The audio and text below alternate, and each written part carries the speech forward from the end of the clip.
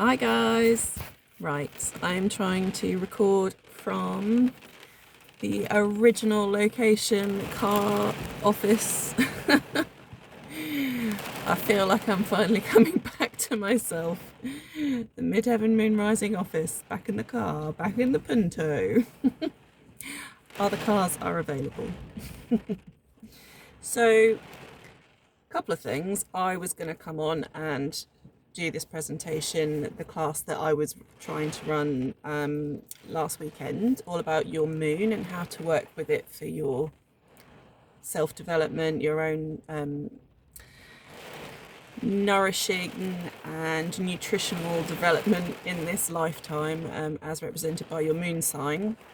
However, I haven't got my laptop in here, I haven't got Wi-Fi, I've only got 5G, and I've got two phones, but I'm not quite sure how to share the presentation.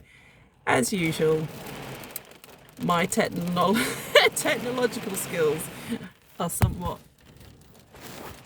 something to be desired.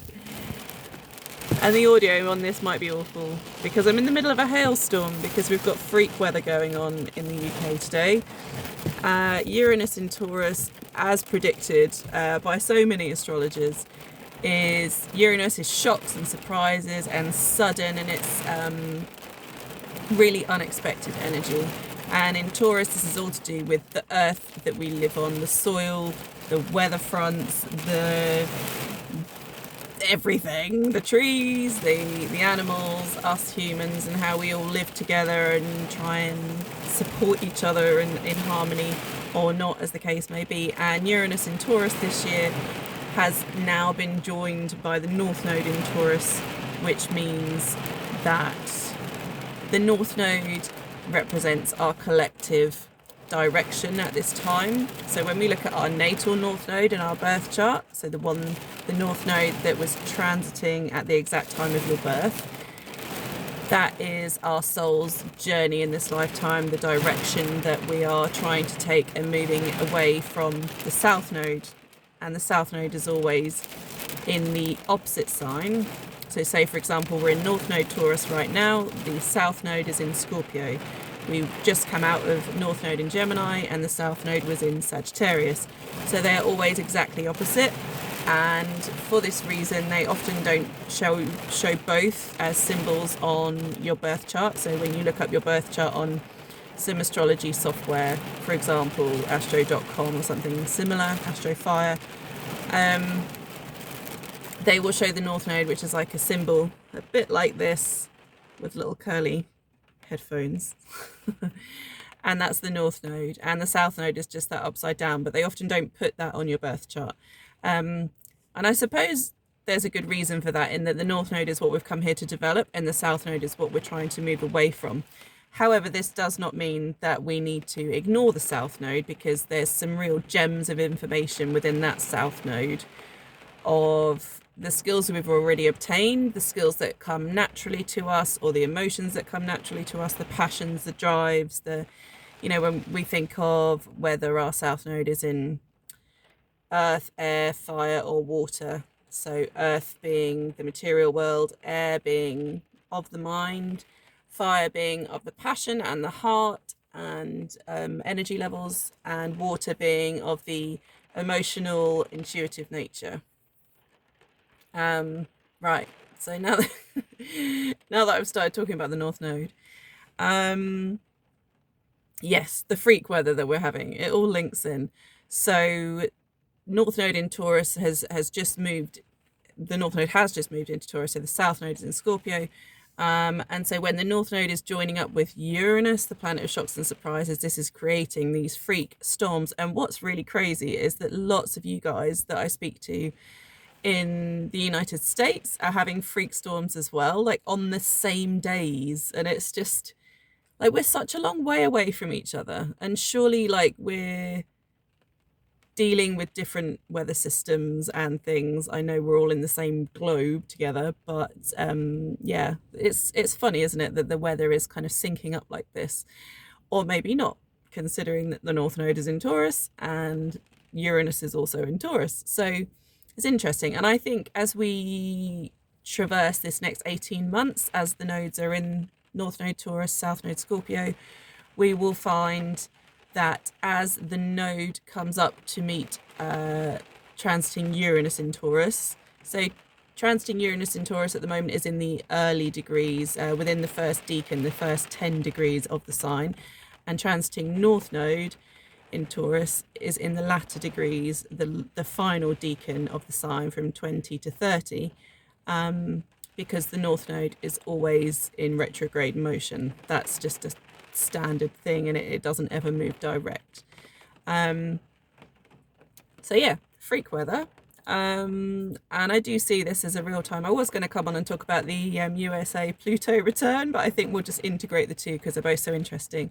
And I'm on a time limit, so I'm going to try and squeeze it all in into this one video, because who knows when I'll be able to do this again.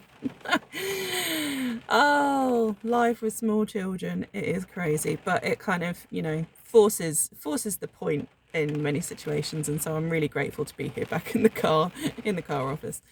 So transiting North Node in Taurus is going to be all about our Earth and how we're working with her, and that it's our collective responsibility to be working with the Earth instead of against the Earth. And as we have seen, or as we can see with the freak weather, if we're working against the Earth, then she rebels. Uranus is also about rebelling and, you know, freedom, and, you know, I'm just going to do what I want to do and screw everybody else. So Uranus in Taurus is doing that.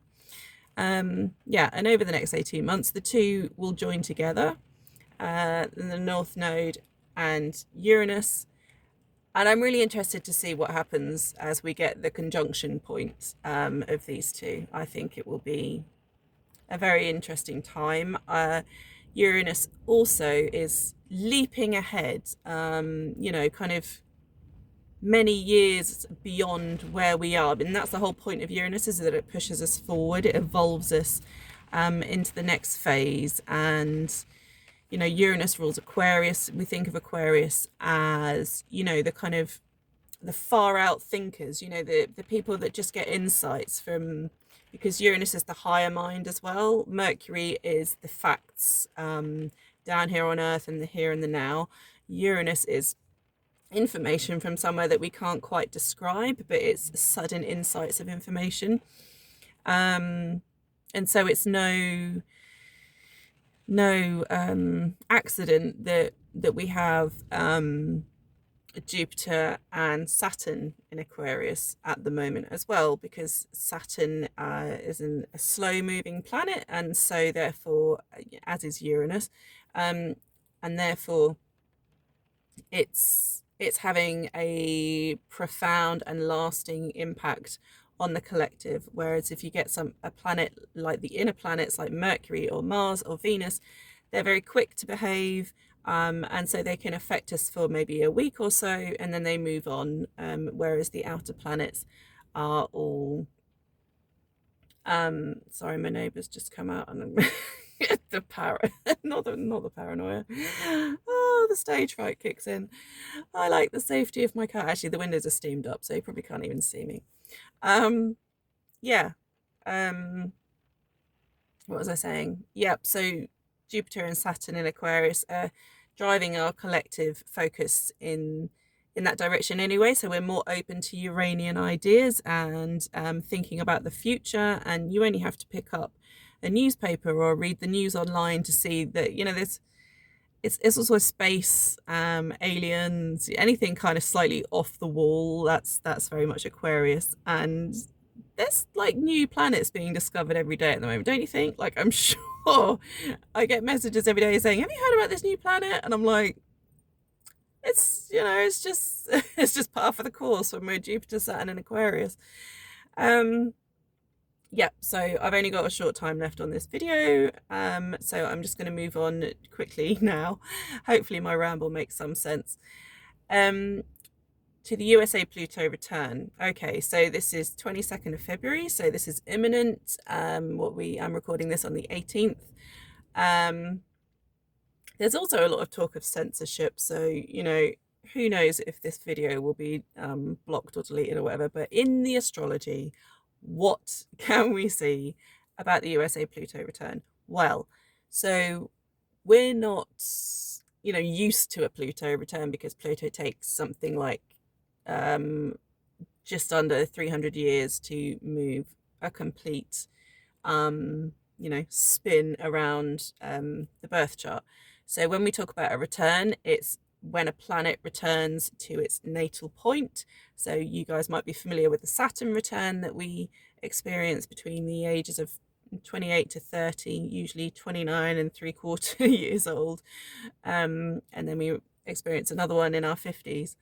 And this is all about a coming of age and responsibilities and the things that we can achieve with time and commitment. And it can feel a bit dull sometimes in the build up because we're just working really hard, not seeing any outcome. And then the Saturn return tends to deliver on whatever it is that you've been putting your time and effort into, dependent on the sign that it's in and the house of the birth chart. And so for the USA, we can have charts for countries and events as well as for humans, as for us and individuals. And the USA Pluto return is based on the signing of the Declaration of Independence, which was the 22nd of February. Whatever year it was, I just know that this is the USA Pluto return. Oh dear.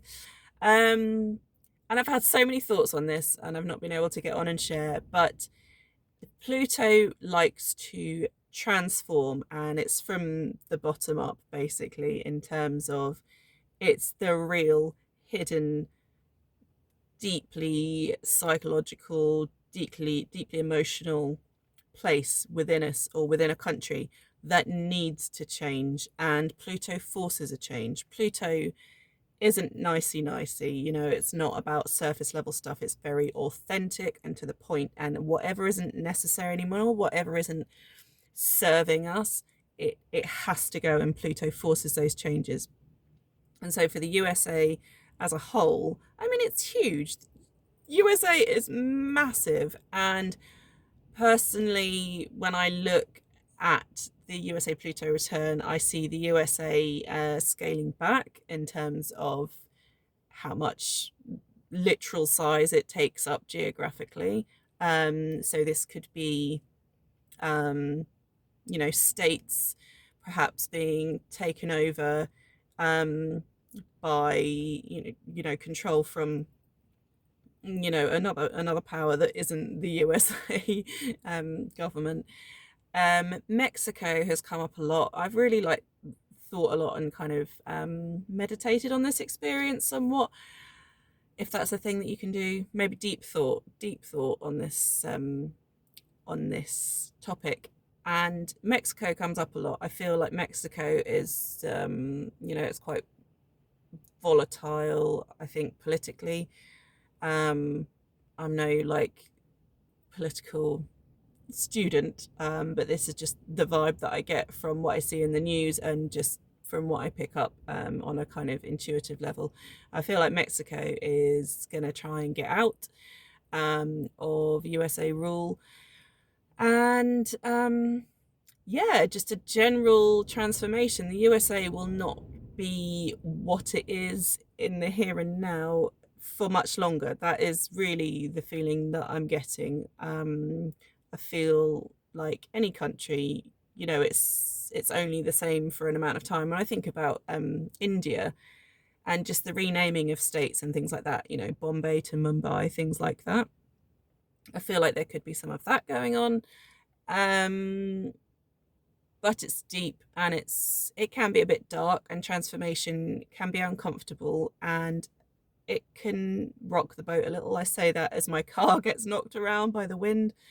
And I'm going to finish on this thought that's really, really important. It's really kept me, in my, to hold my own nerve when I've been hearing things about, upcoming, suggestions of war and all of those things.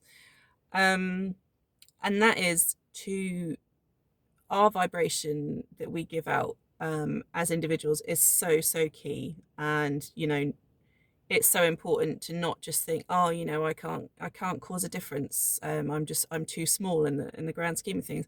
Actually, we can cause a difference, and there's so much research on this. And I have to reference one of my favorite astrologers, Pam Gregory, and she talks about um, these incredible. I'll have to find out the information for you, but these incredible bits of research that have been done on people just sending out positive vibes towards droplets of water and things like this, and changing the acidity level in drops of water just from positive power of thought and love as well. So what we give out, what we beam out to others, really has an impact. And as a natal moon in Pisces and being very tuned into other people's energies, I can 100% agree with this. And I know when someone's giving me out good energy and someone's giving me out more like negative energy.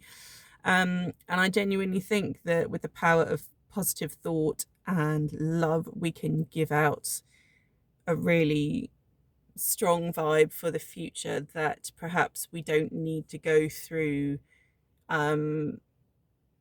you know, physical battle and blood loss or bloodshed to achieve sorry, I've just seen that the time's going to run out, but to, you know, to move us on in that Uranian way, move us into the future. I don't think we need to go to war as such. I'm going to wrap the video up here. I'm just glad that I've managed to share some thoughts on the USA Pluto return and the North Node and Uranus in Taurus, and I hope to make another video really soon. Take care, guys. Bye.